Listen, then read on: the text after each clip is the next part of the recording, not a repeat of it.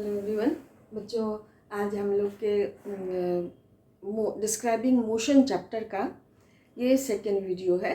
तो बच्चों, I think कि अगर आपने देखा होगा वो वीडियो, पहला वाला वीडियो, तो ज़रूर आप लोगों ने समझ लिया होगा रेस्ट एंड मोशन क्या है। ठीक है, हम लोगों ने एक अलग तरह का टर्म पढ़ा था, वो था क्या? Reference point. बच्चों, तो रेफरेंस पॉइंट को हम लोग किस तरह से समझे थे? लाइक वो क्या, ओरिजिन जिसको कहते हैं, फिक्स्ड पॉइंट जिसको कहते हैं। तो उसी तरह से ये एक टर्म आता है रेफरेंस, प्लेन ऑफ रेफरेंस। ठीक है, तो यानी कि वो भी एक प्लेन हो गया जहाँ पर हम किसी ऑब्जेक्ट के फिक्स्ड पोजीशन को कंसीडर करते हैं। तो एक चीज़ मैं आप लोगों से डिस्कस करना चाहती हूँ, और वो है क्या, हम लोगों ने पढ़ा था ना, अगर आपको याद हो, कि rest and motion are relative terms. ठीक है, तो बच्चों उसके लिए एक देखिए मैं एग्जाम्पल देती हूँ और उससे आप उसका सॉल्यूशन निकालने का कोशिश कीजिए। मान लेते हैं कि दो ट्रेन है। ये मान लेते हैं आप 60 किलोमीटर पर आवर के स्पीड से ये इस डायरेक्शन में जा रहा है। सपोज कि ये ईस्ट की ओर जा रहा है। Train A is moving with speed 60 kilometre per hour towards east. ठीक है, अब मान लेते हैं उसके बगल वाले पटरी पर, लेन पर, ट्रैक पर another train is moving going in the same direction. इसकी ओर ही वो भी जा रहा है, ये भी चल रहा है 60 किलोमीटर पर आवर के स्पीड से। बच्चों, दोनों ही ट्रेन चल रही है, सेम स्पीड से दोनों ट्रेन चल रही है, अगल बगल के ट्रेन ट्रैक पर चल रही है। तो अगर मैं पूछूं कि इसमें जो पैसेंजर्स बैठे हैं, उन्हें इस ट्रेन के पैसेंजर्स के बारे में क्या फीलिंग होगा? अगर आप लोगों ने इस सिचुएशन को कभी फेस किया होगा तो ज़रूर आप लोग इसका आंसर दे सकते हो।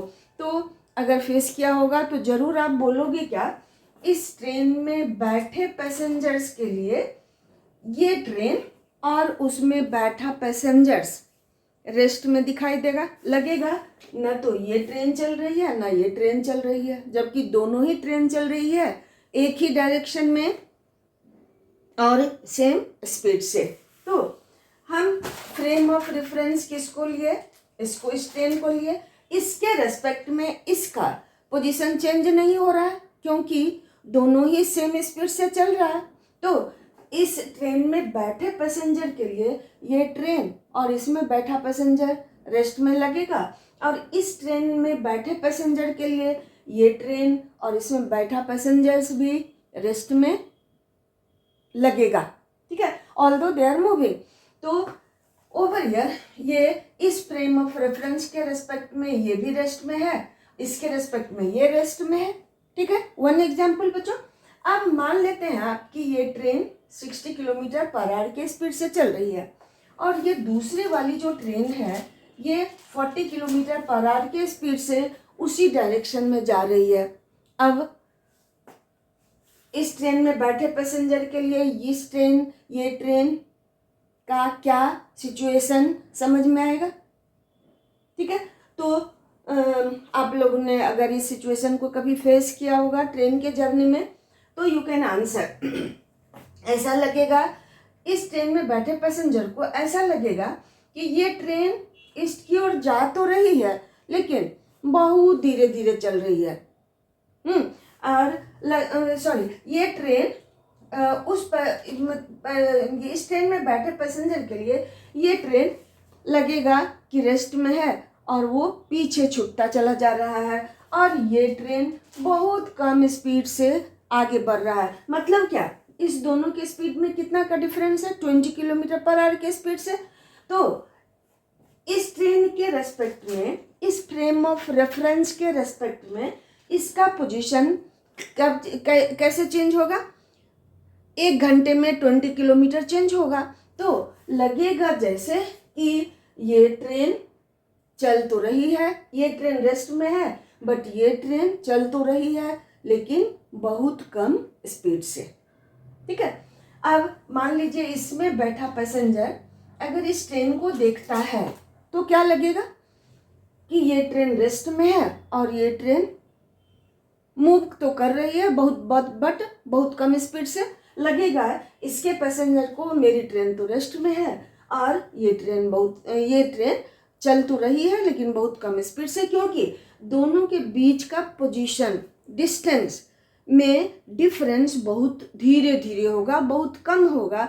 दोनों के पोजीशन में चेंजिंग बहुत धीरे धीरे होगा, इसलिए ये ट्रेन बहुत धीरे धीरे चलता हुआ महसूस होगा और ये ट्रेन तो रेस्ट में ही लगेगी। 2 सिचुएशन आपने देखा। थर्ड सिचुएशन, मान लेते हैं आप कि ये ट्रेन ईस्ट की ओर जा रही है और ये ट्रेन वेस्ट की ओर जा रही है। अगर फिर मैं आपसे पूछूं कि इस ट्रेन में बैठा पैसेंजर्स इस ट्रेन के बारे में क्या सोचेगा, कैसा महसूस करेगा, तो ऑब्वियसली ये सिचुएशन तो बहुत बार हम लोगों ने फेस किया है, आप लोगों ने भी फेस किया होगा। तो ऐसा लगता है कि मेरी ट्रेन तो रेस्ट में है और ये ट्रेन बहुत तेजी से पीछे की ओर जा रही है। ठीक है। तो क्या होता है कि इस दोनों ट्रेन के पोजीशन में कितना का चेंजिंग हुआ? 60 किलोमीटर प्लस 40 किलोमीटर मीन्स क्या? 100 किलोमीटर 1 घंटे में दोनों के बीच का डिस्टेंस में कितना डिफरेंस होगा? 100 किलोमीटर का, क्योंकि ये 60 किलोमीटर इधर चला जाएगा, ये 40 किलोमीटर इधर, तो दोनों के बीच के डिस्टेंस में बहुत तेजी से डिफरेंस आएगा और ये ट्रेन बहुत तेजी से चलता हुआ महसूस होगा। अगर इसमें बैठा पैसेंजर इस ट्रेन को देखे तो लगेगा कि ये ट्रेन तो रेस्ट में है और ये ट्रेन बहुत तेजी से मूव कर रही है। तो इस तरह से बच्चों आप लोगों को शायद मैथ में इस तरह का क्वेश्चंस सॉल्व करना होगा या हो सकता है किए हों। तो ये कुछ चीज़ें थी, कुछ सिचुएशंस था हमारे डेली लाइफ में जिससे कि हम लोग वो जो है क्या पढ़े थे हम लोग, rest and motion are relative terms, उस चीज़ को हम लोग यहाँ अप्लाई कर सकते हैं, करते हैं टू अंडरस्टैंड दिस सिचुएशन। ठीक है बच्चों, तो ये चीज़ हम लोगों इतना दूर तक हम लोगों ने पढ़ा और आई थिंक कि ये क्लियर भी आपके लिए हुआ होगा। मुझे बिल्कुल विश्वास है जिन लोगों ने ध्यान से देखा होगा, सुना होगा, मेरी बातों को सुनी होगी, तो ये ज़रूर आप समझे होंगे। अब इन चीज़ों पर बेस्ड कुछ क्वेश्चंस मैं लिखती हूँ बोर्ड पर और आपको समझाने की कोशिश करती हूँ और आप क्वेश्चन देखो और उसे आंसर करने की कोशिश करो, तब आपका कॉन्सेप्ट क्लियर होगा। ओके?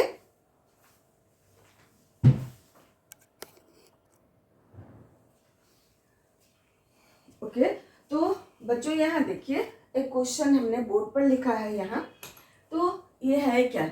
यहाँ देखिए एक डायग्राम है, एक बस है जिसे हम लोगों ने ए से डिनोट किया है। बस का नाम सपोज ए है। ये 10 मीटर पर सेकेंड के स्पीड से आगे की ओर मूव कर रही है। यहाँ एक साइकिलिस्ट है, साइकिल चला रहा है और ये भी 10 मीटर पर सेकेंड के स्पीड से आगे की ओर साइकिल को चला रहा है।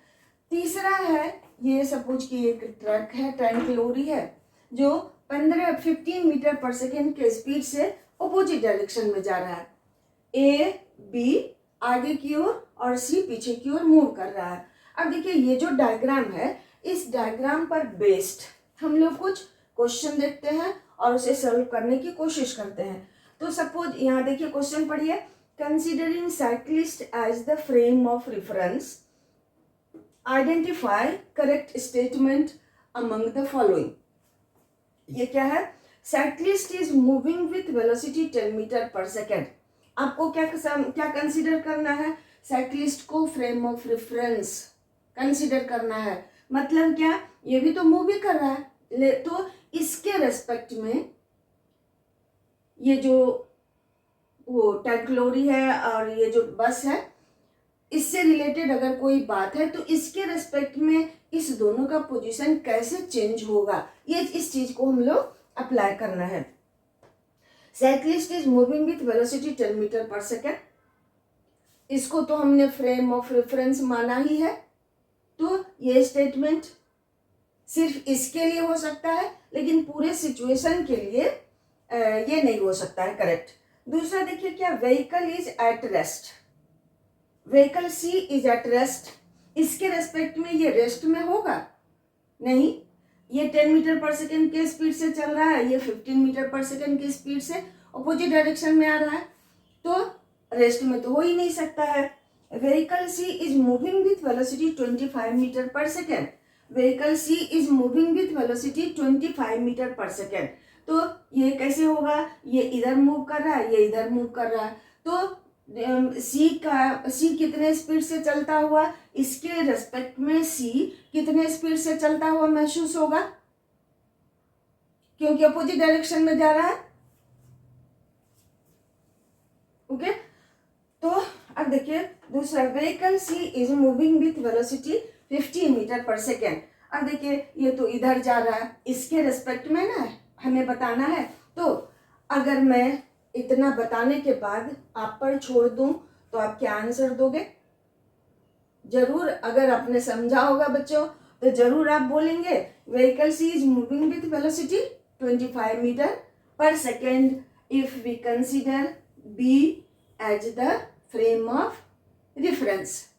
तो इसके पहले वाले क्वेश्चन में सिचुएशन जो हमने एक्सप्लेन किया था कि दो ट्रेन अगर ऑपोजिट डायरेक्शन में जा रही है तो एक के रेस्पेक्ट में दूसरा बहुत तेजी से चलता हुआ महसूस होता है, हम लोग महसूस करते हैं, क्योंकि दोनों के बीच का डिस्टेंस दोनों के स्पीड के सम के बराबर चेंज होता है, तो इसलिए लगता है कि दूसरी ट्रेन बहुत तेजी से चल रही है। तो यहाँ भी हमें बी आगे इधर ईस्ट की ओर और सी वेस्ट की ओर जा रहा है ऑपोजिट डायरेक्शन में, तो सी का पोजीशन कैसे चेंज होगा, 15 + 10 25 मीटर पर सेकेंड के स्पीड से सी चलता हुआ महसूस होगा। और बच्चों जिन चीज़ों को हमने अभी एक्सप्लेन किया है उसे आप ध्यान से अप्लाई करो और ये सारे क्वेश्चंस को समझने की कोशिश करो, आंसर देने की कोशिश करो, तो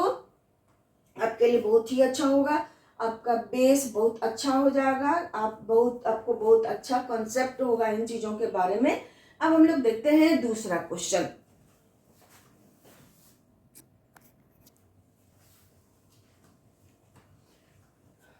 तो बच्चों ये हमारा दूसरा क्वेश्चन है, considering the cyclist as the frame of reference, identify correct statement. Vehicle A is moving with velocity 20 meter per second. So, will this statement correct? No. Vehicle C is at rest. This also won't be correct. A is moving with velocity 10 meter per second and B also. So the distance between them will remain same. It will appear that A is also at rest and B will also at rest. Vehicle C is at rest. It won't be correct. B is moving in this direction and C is moving in right direction from right to left. Right to left. तो अब देखिए दोनों के बीच का distance किस तरह से change होगा, A 10 metre per second, B 10 metre per second, C 15 metre per second. तो दोनों के बीच का डिस्टेंस कितना से घटना वो चेंज होगा, 10 + 15 25 मीटर पर सेकेंड। सो C रेस्ट में नहीं होगा। A tree on the road is moving with velocity 10 metre per second.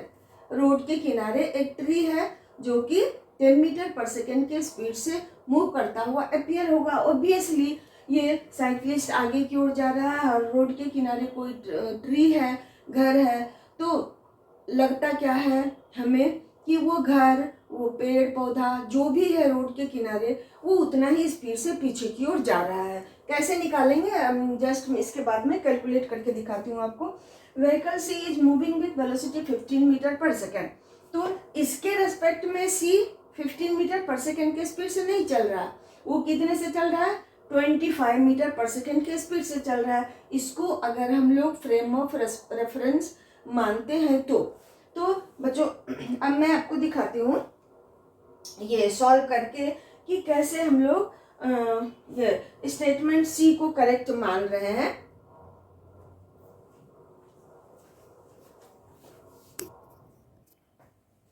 तो बच्चों यहाँ देखिए, velocity of tree with respect to bus, ठीक है। तो भी बी आगे की ओर जा रहा है 10 मीटर पर सेकेंड के स्पीड से। ट्री तो ऐसे रोड के किनारे है, तो उसका स्पीड क्या होगा, 0। तो निकालेंगे कैसे, क्या हमें महसूस होगा कि पेड़ भी पीछे की ओर जा रहा है लेकिन उसका स्पीड कितना होगा, तो वो साइक्लिस्ट का स्पीड -0 ट्री का स्पीड, तो कितना हो गया 10 मीटर पर सेकेंड, यानी कि ट्री जो है वो 10 मीटर पर सेकेंड के स्पीड से पीछे की ओर जाता हुआ महसूस होगा, ठीक है।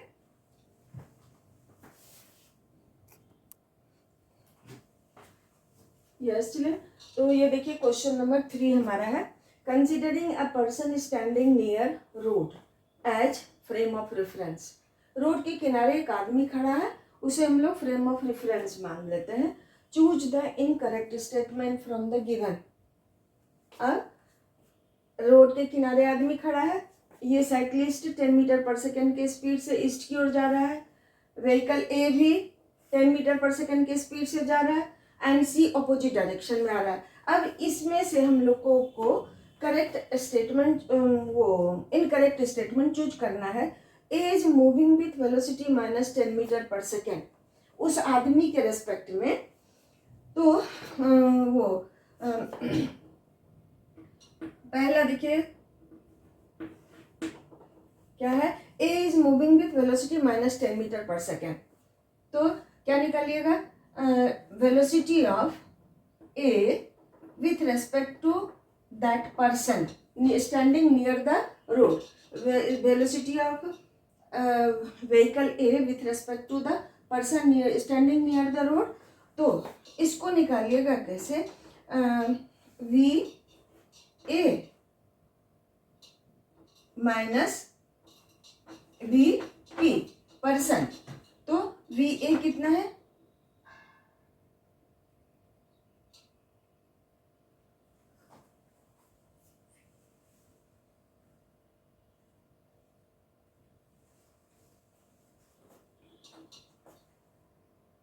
ये 10 मीटर पर सेकेंड है और ये 0 है, तो 10 मीटर पर सेकेंड के स्पीड से व्हीकल ए उस आदमी के रेस्पेक्ट में मूव करेगा। दूसरा देखिए क्या है, B is moving with velocity 10 metre per second. Obviously B भी चूंकि पर्सन रेस्ट में है, खड़ा है, तो व्हीकल 10 मीटर पर सेकेंड के स्पीड से जा रहा है, तो उस आदमी के रेस्पेक्ट में उसका पोजीशन 1 सेकेंड में कितना चेंज होगा, 10 मीटर से। तो ये भी करेक्ट आपका है। C is moving with velocity 15 metre per second, आदमी खड़ा है, चाहे वो बस ए और बी आगे की ओर जा रहा है, सी पीछे की ओर जा रहा है, तो सी के पोजीशन में कितना का चेंज होगा 1 सेकेंड में, 15 मीटर पर सेकेंड। आदमी खड़ा है, सी इधर जा रहा है, तो आदमी तो रुका हुआ है, उसका वेलोसिटी 0 है, तो सी लगेगा उस आदमी को कि 15 मीटर पर सेकेंड की स्पीड से जा रहा है, लगेगा क्या रियली जा रहा है। अब देखिए दूसरा थर्ड लास्ट स्टेटमेंट है, C is moving with velocity 25 metre per second. तो ये सी 25 मीटर पर सेकेंड के स्पीड से चलता हुआ नहीं अपीयर होगा, क्योंकि आदमी तो खड़ा है और एक सी के पोजीशन में उस आदमी के रेस्पेक्ट में, सपोज मेरा ये हाथ आदमी है, व्हीकल इधर जा रहा है, तो उस व्हीकल के सी के पोजीशन में कितना चेंज होगा 1 सेकेंड में, 15 मीटर का। तो व्हीकल सी 15 मीटर पर सेकेंड के स्पीड से चलता हुआ अपीयर होगा, न कि 25 मीटर पर सेकेंड की स्पीड से। इसलिए हमारा स्टेटमेंट डी इनकरेक्ट है। तो बच्चों इस तरह से हम लोग और भी क्वेश्चंस कर सकते हैं। एक और क्वेश्चन मैं करती हूँ इस पर बेस्ड, और इसे आप आंसर करके देखो और समझो, देखो क्या कर पाते हो या नहीं।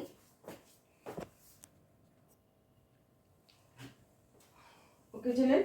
Now next question. If you are walking on the road towards right with a speed 2 meter per second and your frame of reference, identify incorrect statement. Okay. तो A is moving with velocity minus 8 meter per second. तो A is moving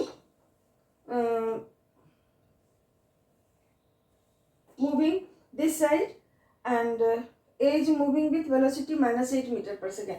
And so as the speed of the person is moving towards right, and the bus is moving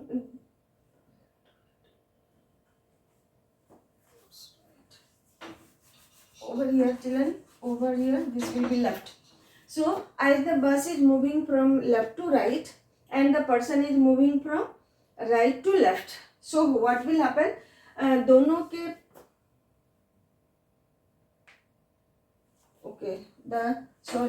this statement is correct, I thought it is wrong. So the vehicle and the person are moving on the same direction, towards the same direction. अब vehicle भी 10 metre per second से और आदमी 2 metre per second की speed से एक ही direction में जा रहा है, इसलिए दोनों के पोजीशन में कितना का चेंज होगा, 8 मीटर पर सेकेंड के से चेंज होगा, है ना। तो स्टेटमेंट ए भी करेक्ट है। B is moving with velocity minus 8 metre per second, तो ए भी इधर ही जा रहा है, बी भी उधर ही जा रहा है, इसलिए उसके स्पीड में 8 मीटर पर सेकेंड का ही चेंज होगा। A tree on the road side is moving with velocity 2 meter per second. Really, tree खड़ा है और आदमी जा रहा है, तो ऑब्वियसली ट्री का पोजीशन उस आदमी के रेस्पेक्ट में कैसे चेंज होगा, 1 सेकेंड में 2 मीटर से। तो C is moving with velocity 17 meter per second. As the person C is moving with velocity 17 meter per second.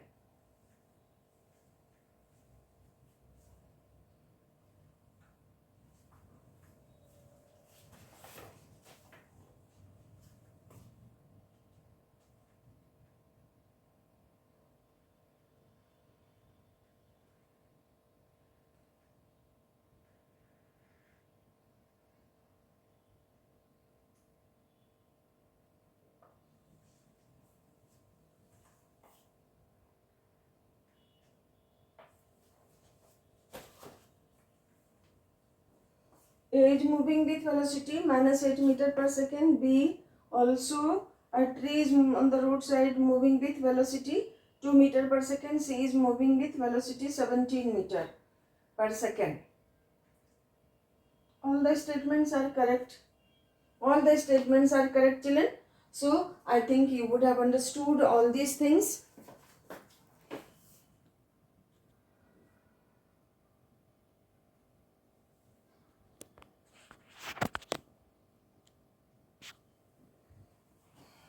Okay बच्चों, तो यहाँ हमने सॉल्यूशन भी निकाल दिया है, आप देखोगे तो समझ में आ जाएगी बात, ठीक है।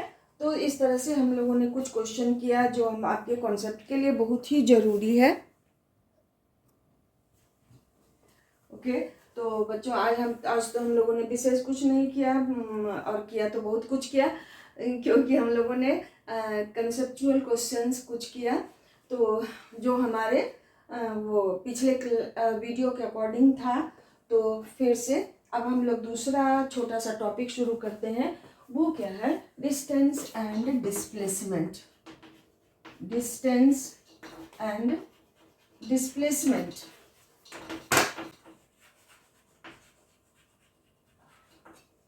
ओके तो बच्चों आई थिंक कि हम लोग डिस्प्लेसमेंट जैसा शब्द तो हम लोग यूज नहीं करते हैं, हम लोग अपने डेली लाइफ में डिस्टेंस का यूज करते हैं। डिस्प्लेस करना भले हम लोग यूज करते हैं कि हमने इस चीज़ को यहाँ से वहाँ डिस्प्लेस कर दिया, बट डिस्प्लेसमेंट का हम लोग यूज नहीं करते हैं। जनरली हम लोग डिस्टेंस का यूज करते हैं। तो ये देखिए डिस्टेंस क्या है, डिस्टेंस जानने के लिए डिस्टेंस का डेफिनेशन देखिए क्या है कि जब कोई ऑब्जेक्ट अपना पोजीशन चेंज करता है तो उसके और चेंज करके फाइनल पोजीशन पर पहुंचा, तो इनिशियल पोजीशन और फाइनल पोजीशन के बीच का जो पाथ होता है उसके लेंथ को हम लोग कहते हैं डिस्टेंस। ठीक है, तो सपोज कि कोई आदमी ए पर है, उसे ये सी पर पहुंचना है मान लीजिए, तो लेकिन सी पर पहुंचने के लिए उसे पहले बी पर जाना होगा, फिर उसे सपोज डी पर जाना होगा, फिर से सी पर आना होगा।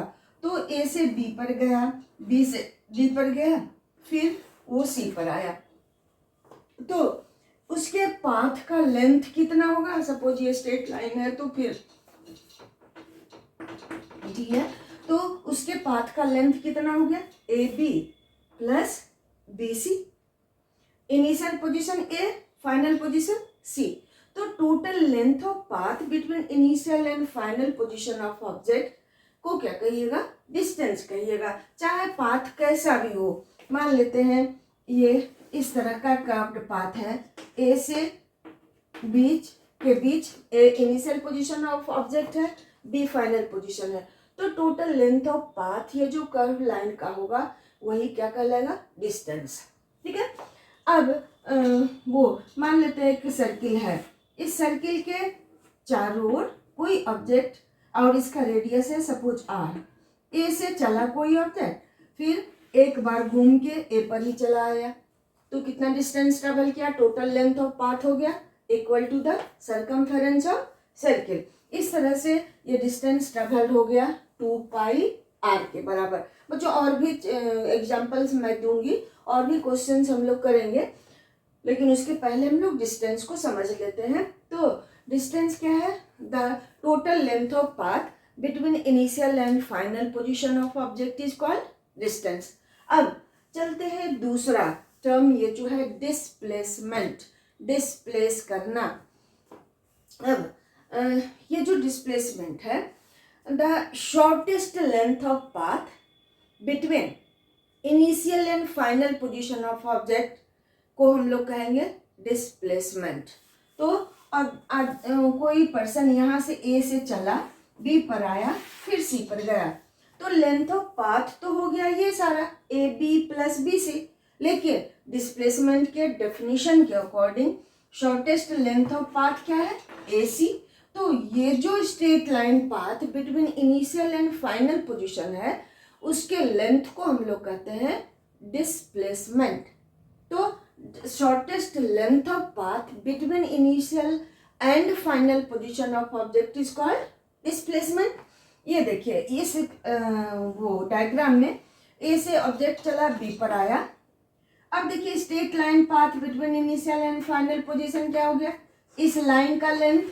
तो इस लाइन का लेंथ जो straight line path between initial and final position है उसके लेंथ को हम लोग कहेंगे डिस्प्लेसमेंट। अब इस सर्किल में अगर कोई ऑब्जेक्ट एक राउंड पूरा करता है तो डिस्टेंस तो हो गया 2 पाई आर, बट डिस्प्लेसमेंट कितना हो गया? 0, बिकॉज जहां से चला था फिर वहीं चला आया, तो the length of straight line path between initial and final position is 0। तो इस तरह से डिस्टेंस क्या? डिस्टेंस को आप कह सकते हैं total length of path between initial and final position, and displacement को हम लोग कहेंगे the distance travelled in fixed direction. Distance travelled in fixed direction is displacement, और the shortest length of path between initial and final position of object is displacement, or the shortest length of path between initial and final position is displacement। बच्चों ध्यान से समझिए, और अगर आप समझ जाते हो तो no need to learn the definition। Physics is not like that। If you understand everything is clear, you won't need to learn the things again due to your age, or if you don't understand nicely तब तो याद करना पड़ेगा, और याद कीजिएगा, भूलिएगा, लेकिन समझिएगा तो it will remain permanently in your mind. So try to understand the things properly or the things will be clear to you. ठीक है, तो बच्चों और भी क्वेश्चंस हम लोग करेंगे अगले वीडियो में। तो आई थिंक कि ये सारा जो था छोटा छोटा टॉपिक और बहुत ही इम्पोर्टेंट टॉपिक जिसे हमें जानना चाहिए, हम जानेंगे और जानने की कोशिश कीजिए तो हमारे लिए बहुत ही अच्छा होगा बच्चों। तो आज का वीडियो थोड़ा लंबा हो रहा है, तो मैं फिर अगले वीडियो में नेक्स्ट टर्म्स के बारे में बताऊंगी। नेक्स्ट टर्म्स मीन्स वो एग्ज़ाम वाला टर्म नहीं, इससे इस चैप्टर का टर्म, और हम लोग उसे इस पर बेस्ड कुछ क्वेश्चंस करेंगे। After that we will study next thing. चलिए, nets my hard work, you can imagine how much I have to work for this one, sitting at home and going on thinking about the things. I have to speak in video and teaching in class and making video are the different things. So try to understand nicely. That will be a reward for me. And thank you for watching this video and understanding. और समझ में आए तो ज़रूर लिखो understood. And so yeah, and if there is any problem in understanding, in explaining, even then write in comment box so that I can improve that one, children. So thank you for watching this one. Like and subscribe also. It's my demand from you.